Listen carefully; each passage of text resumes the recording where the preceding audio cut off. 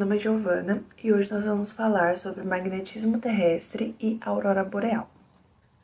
Os fenômenos magnéticos sempre foram muito atrativos para as pessoas. Até mesmo Einstein, em sua infância, ficou maravilhado quando viu uma força invisível atuando no movimento da agulha de uma bússola. Não se sabe ao certo quando o magnetismo foi descoberto, mas existe a crença de que os seus fenômenos foram percebidos pela primeira vez séculos antes de Cristo, em uma cidade na Grécia Antiga, conhecida como Magnésia. Nessa cidade foram encontradas pedras que tinham a capacidade de atrair-se ou repelir-se. Essas pedras elas eram constituídas por um determinado óxido de ferro e elas foram chamadas de magnetistas, provavelmente em função do local onde foram descobertas. Agora nós vamos falar um pouco como que o magnetismo atua na Terra. No núcleo da Terra, acredita-se ter ferro e níquel em estado de fusão, numa profundidade entre 2.800 e 4.800 km abaixo da crosta. Com o movimento de rotação do planeta, esse fluido também roda. Como a parte mais externa do globo é constituída por rochas, há um atrito entre as duas camadas, fazendo com que o fluido gire, formando espiras. As correntes circulares que se formam neste processo se comportam como os fios de um dínamo, gerando um campo magnético que consegue alcançar altitudes além da ionosfera, que é a porção da atmosfera entre 50 e 1.000 km de altitude. Para não possamos ver, o campo magnético terrestre ao redor da Terra funciona para nós como uma bolha de proteção. Seu papel principal é bloquear o fluxo constante de radiação cósmica sobre a Terra, impedindo a entrada de partículas carregadas e superaquecidas que se chocam a 1,6 milhões de quilômetros por hora. E são altamente nocivas, ou seja, o campo magnético é fundamental para a existência da vida terrestre. O ângulo entre as direções do norte geográfico e do norte magnético chama-se declinação magnética. Ela varia de lugar para lugar na Terra e varia também ao longo do tempo. Para saber qual a declinação magnética de um ponto qualquer na Terra, pode-se consultar um mapa que mostre o valor da declinação magnética daquela área quando ela foi calculada e qual a variação anual desse valor. Aí, nós podemos saber o valor atual multiplicando a variação anual pelo número de anos decorridos, desde a leitura fornecida pelo mapa e somando ou subtraindo a declinação mostrada no mapa. Um ponto interessante é o chamado inclinação magnética. Por exemplo, se deixarmos uma bússola oscilar livremente, ela ficará paralela à superfície terrestre em zonas perto do Equador. Mas se posicionarmos ela verticalmente, os pontos próximos ao polo norte e sul, portanto, a inclinação da agulha vai variar entre menos 90 graus no polo magnético sul e 90 graus no polo magnético norte, e passando por 0 graus no Equador. Esse valor é o que chamamos de inclinação magnética.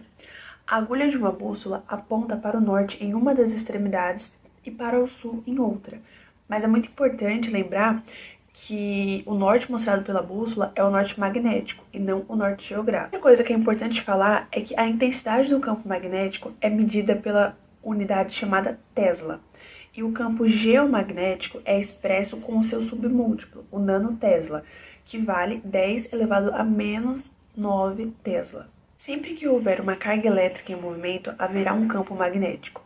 Quanto mais próximas elas estiverem uma das outras, maior será a intensidade do campo. As linhas de campo afastadas representam campos magnéticos mais fracos. Isso pode ser melhor observado no experimento a seguir. Para poder visualizar as linhas de força de campo magnético de dois ímãs, eu vou colocar a limalha de ferro dos dois lados de uma bandeja. Agora eu vou posicionar os dois ímãs de maneira que o norte deles vai ficar apontado para o lado de dentro. Então eu vou salpicar a limalha de ferro por toda a bandeja. E é assim que a limalha de ferro vai se alinhando com o campo magnético formado pelos dois ímãs. Como os dois ímãs tendem a se repelir, então as linhas de campo magnético formadas por eles também tendem a se afastar. Isso quer dizer que se eu inverter um dos ímãs, então eles tendem a se atrair.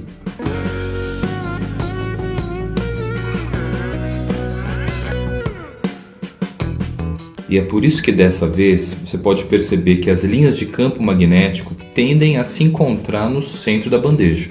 Outra consequência do magnetismo são as auroras boreais. Em função das velocidades e ângulos de incidência, principalmente nas proximidades dos polos, algumas partículas presentes em ventos solares e raios cósmicos conseguem atravessar as linhas de campo da magnetosfera. Esse fato provoca a ocorrência das auroras e dos cinturões de Van Allen. Outra curiosidade é que o nome aurora boreal foi dado pelo astrônomo Galileu Galilei, em homenagem à Aurora, deusa romana do amanhecer, e seu filho, deus grego do vento forte, Bóreas. Então, agora eu vou falar um pouquinho sobre as auroras boreais, o que elas são, como surgem e qual é a sua ligação com o magnetismo terrestre. Basicamente, as auroras polares são fenômenos visuais que ocorrem nas regiões polares do planeta Terra, podendo ser vistos ao fim da tarde ou ao anoitecer, ou decorrer da noite. Essas auroras ocorrem devido ao contato das partículas liberadas pelos ventos solares com o campo magnético terrestre, podendo ser vistos como arcos homogêneos junto ao horizonte. As auroras polares podem ser denominadas como aurora boreal, que é a mais conhecida, que ocorre no Polo Norte do nosso planeta Terra, e a aurora austral, que acontece no Polo Sul. A nível de curiosidade, as auroras polares, elas, por se tratarem de um fenômeno externo, não ocorrem somente no planeta Terra, podendo ocorrer em outros planetas como Marte, Júpiter, Saturno e Vênus, devido ao fato de que esses planetas também sofrem, também recebem radiação cósmica e possuem um campo magnético ao redor deles. Para entendermos melhor como ocorre uma aurora boreal ou austral, é preciso levar em consideração algumas características do Sol e não somente o campo magnético terrestre. O Sol é composto em sua grande maioria por hidrogênio e hélio, possuindo uma região denominada como corona, cuja possui temperaturas extremamente elevadas, local este em que encontramos o plasma. O plasma nada mais é que um estado de matéria que acontece quando é aquecido um gás em temperaturas muito elevadas, capaz de tirar os elétrons dos átomos que compõem este gás. Portanto, o plasma é basicamente um gás que possui muitos átomos ionizados. Então, na corona solar tem-se partículas carregadas que estão em movimento. E sabe-se que essas partículas carregadas, quando estão em movimento, geram campos magnéticos. Quando essas partículas escapam, nós a denominamos como vento solar. Esses ventos, eles se movimentam por todo o sistema solar até encontrar um obstáculo que o faça parar.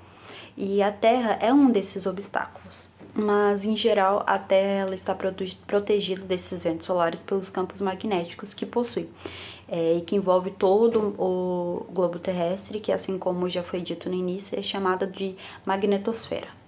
Este é o campo magnético de um ímã, mas diferente dele, a magnetosfera é distorcida pelos ventos solares, que distorce as linhas de campo magnético do planeta. Por isso a Terra não é um grande ímã. Então o campo magnético da Terra seria mais ou menos dessa forma. Quando as partículas carregadas chegam ao campo magnético da Terra, elas são espalhadas pelas linhas de campo do nosso planeta e seguem o trajeto que as linhas fazem, fazendo com que essas partículas não afetem diretamente a Terra. Mas existem dois pontos dos quais são muito vulneráveis do nosso campo magnético, em que esses ventos solares conseguem driblar com muita facilidade. Este local são os polos da Terra. Nos polos, as linhas de campo não oferecem uma proteção completa e acompanham o sentido das partículas, fazendo com que as partículas carregadas entrem sem muito esforço dentro de nossa atmosfera. Como são poucas partículas, acaba não oferecendo risco para nós ou para as nossas tecnologias. Quando essas partículas elas chegam em nossa atmosfera, ela interage com os átomos presentes e os excitam. A excitação de átomos consiste em que cada átomo possui camadas, e cada camada possui um limite máximo de elétrons que podem ficar dentro daquela camada. Quando eles interagem com outros átomos ou outras partículas, esses átomos podem perder ou ganhar energia, fazendo com que esses elétrons eles mudem de camada. Em outras palavras, esses elétrons ele é forçado a mudar de camada, e quando essa camada é uma camada mais distante do núcleo atômico, dizemos que esse elétron foi excitado. Como a natureza traz tudo para o menor nível de energia possível, esse elétron vai retornar ao seu nível de energia normal, no caso a sua órbita anterior ao redor do núcleo, emitindo fótons no processo, sendo que esses fótons são o que nós enxergamos como luz. Então, sempre que vemos uma aurora, estamos vendo átomos que estavam excitados, liberando sua energia extra em forma de luz.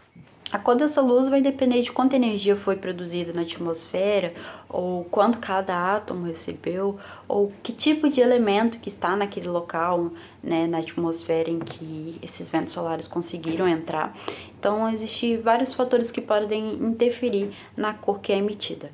Tá, a gente já entendeu como funciona, né, o que é uma aurora boreal e o que é um campo magnético, né, que, assim como foi dito, a gente não tem uma certeza completa de como surgiu, né, existem algumas teorias, mas e o que aconteceria caso esse campo magnético ele simplesmente parasse de acontecer?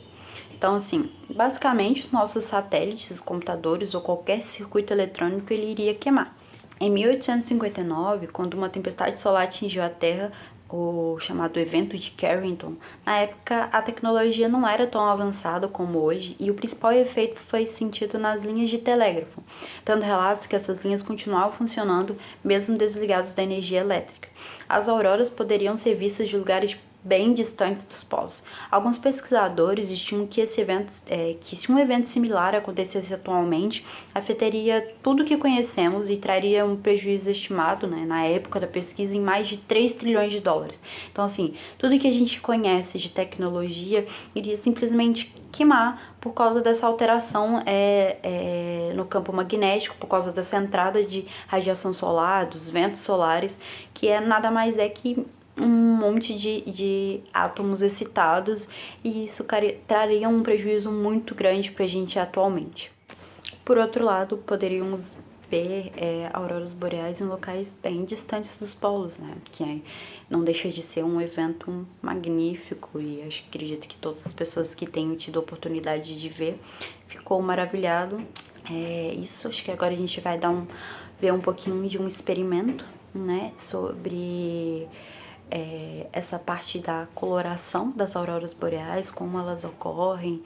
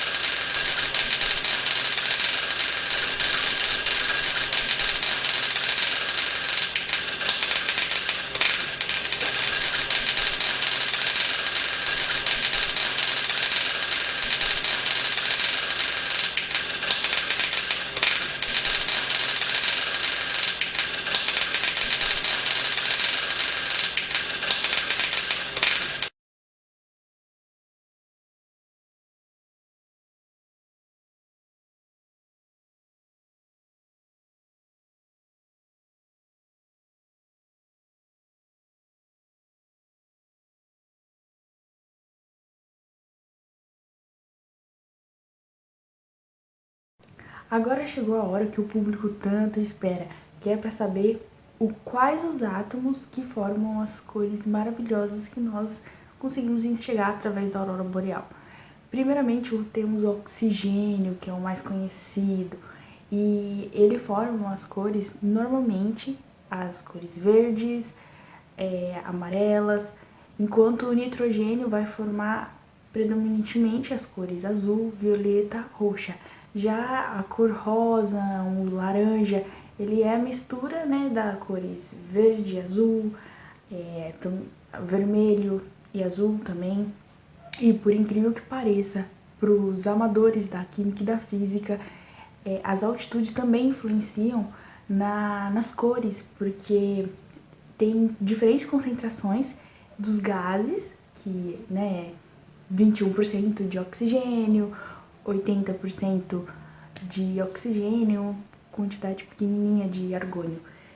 E E isso, a altitude e a latitude também influenciam. Países como Noruega, a gente normalmente, por eles ter a alta altitude, a gente vai ver bem as cores verde. E mais uma informação muito importante é que as luzes vermelhas elas formam em altitudes maiores, enquanto as luzes de cores mais azuladas, roxas, elas também apresentam uma faixa menor de 120 km e as verdes assim é de 120 a 180 km. Já em latitudes menores a gente vai ver umas cores cinzas, brancas, que é o mais tradicional dessa região, onde que tem uma concentração menor de gases. Sabendo disso, agora a gente vai para os amantes da biologia, porque, por incrível que pareça, a gente tem células ópticas nos nossos olhos que são responsáveis para a gente conseguir ver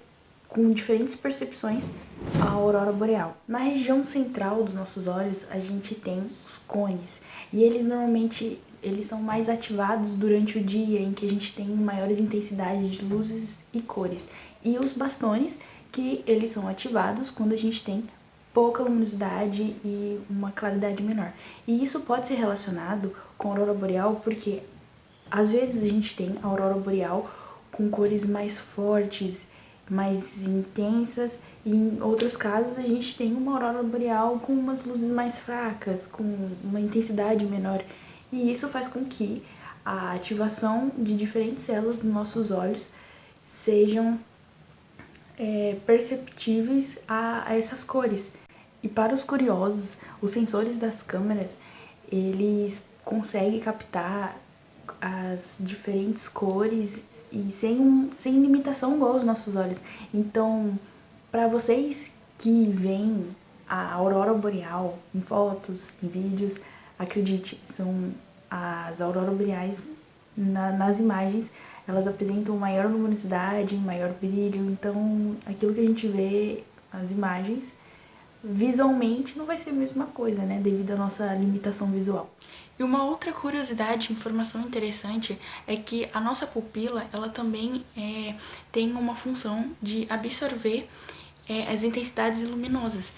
E seja elas fracas ou fortes, dependendo da situação, ela dilata ou contrai. Quando a gente vai observar o fenômeno da aurora boreal, que emite essas ondas eletromagnéticas, ela, se for uma intensidade mais forte, ela vai se contrair. E se for uma intensidade mais fraca, ela vai se dilatar. Pessoas mais jovens conseguem observar com uma facilidade maior do que pessoas que são idosas, porque devido ao desgaste da musculatura, né, dos nervos ópticos que fazem essa contração e essa dilatação, essas pessoas que são de mais idades avançadas vai conseguir absorver uma quantidade de intensidade luminosa menor comparado aos jovens. Não é uma quantidade extravagantemente diferente. Enfim, foram citados esses exemplos dos cones, bastones, da pupila, para mostrar que uma pessoa lado a lado consegue ter percepções diferentes da aurora boreal. Não vai ser uma percepção extravagantemente diferente, mas quando a gente consegue aliar as questões físicas, químicas e biológicas, a gente consegue ver o quão maravilhoso é esse fenômeno da aurora boreal, relacionando a física do campo magnético, a química dessas interações dos elétrons e a biologia, para que a gente consiga visualizar e absorver essa intensidade luminosa em ondas eletromagnéticas e ver esse fenômeno incrivelmente lindo. E que, infelizmente, nós aqui dos países sulistas do sul não conseguimos, né, presenciar, mas quem sabe um dia poderemos estar lá na Noruega e vivenciar essa experiência incrível. E, né, como dito, em alguns casos não vai ser tão brilhante como na câmera, porque a câmera consegue absorver uma intensidade luminosa muito maior, com muito mais brilhante, mas tenho certeza que vai ser lindo tanto quanto a experiência.